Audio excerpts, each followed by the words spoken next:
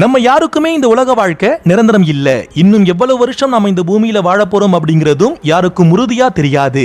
நம்ம வாழ்க்கையில ஒரு சில விஷயங்கள் நமக்கு தோணும், ஒரு சில விஷயங்கள் நமக்கு பிடிக்கும், ஒரு சில விஷயங்கள் நமக்கு தேவையா இருக்கும். ஆனா ஏதோ சில காரணங்களால ஒரு சில விஷயங்களை நாம அடையவும் மாட்டோம், அனுபவிக்கவும் மாட்டோம். சில பேர் சொல்லி நாம கேட்டிருப்போம், வாழ்க்கையில ஒரு சில வாய்ப்புகள் ஒரு முறை தான் கிடைக்கும்னு சொல்லுவாங்க. ஆனா நாம வாழக்கூடிய வாழ்க்கையே நமக்கு ஒரு முறை கிடைத்த வாய்ப்பு என்பதை நாம் மறந்து விடுகின்றோம்.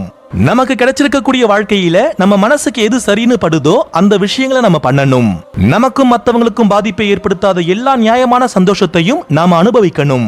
யாருக்காகவும் எதுக்காகவும் நம்ம வாழ்க்கையில இருக்கக்கூடிய ஒரு சில வாய்ப்புகளை நாம தவறவிடக் கூடாது.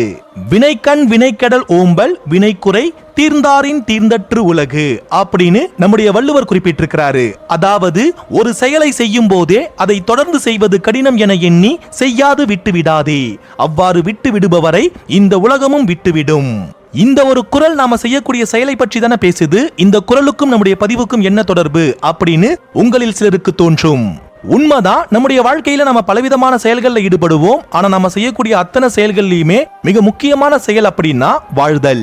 எதுக்காக நீங்க பிறந்தீங்க, எதுக்காக இந்த பூமிக்கு வந்தீங்கன்னு கேட்டீங்கன்னா ஒவ்வொருத்தரும் ஒவ்வொரு விதமான பதில் சொல்லுவாங்க. ஆனா பொதுவான ஒரு பதில் அப்படின்னா நாம அத்தனை பேருமே வாழ்வதற்காக பொதுவான ஒரு பதில் அப்படின்னா நாம் அத்தனை பேருமே இந்த பூமிக்கு வாழ்வதற்காக வந்திருக்கின்றோம்.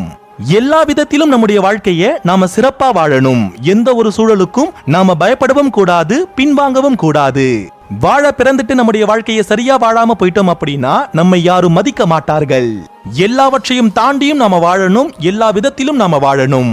இந்த ஒரு மாறுபட்ட கண்ணோட்டத்துல இந்த குறளை நாம புரிஞ்சுக்க ஆரம்பிச்சோம் அப்படின்னா நமக்கு இன்னும் நிறைய காரியங்கள் விளங்க ஆரம்பிக்கும். வினைக்கண் வினைக்கடல் ஓம்பல் வினைக்குறை தீர்ந்தாரின் தீர்ந்தற்று உலகு. அதாவது ஒரு செயலை செய்யும் போதே அதை தொடர்ந்து செய்வது கடினம் என எண்ணி செய்யாது விட்டு விடாதே. அவ்வாறு விட்டு விடுபவரை இந்த உலகமும் விட்டுவிடும். இதுல செயல் அப்படின்னு வர இடத்துல வாழ்க்கை அப்படின்ற வார்த்தையை நிரப்பி படிச்சு பாருங்க. இதில் இருக்கக்கூடிய மறைப்பொருள் உங்களுக்கு விளங்க ஆரம்பிக்கும்.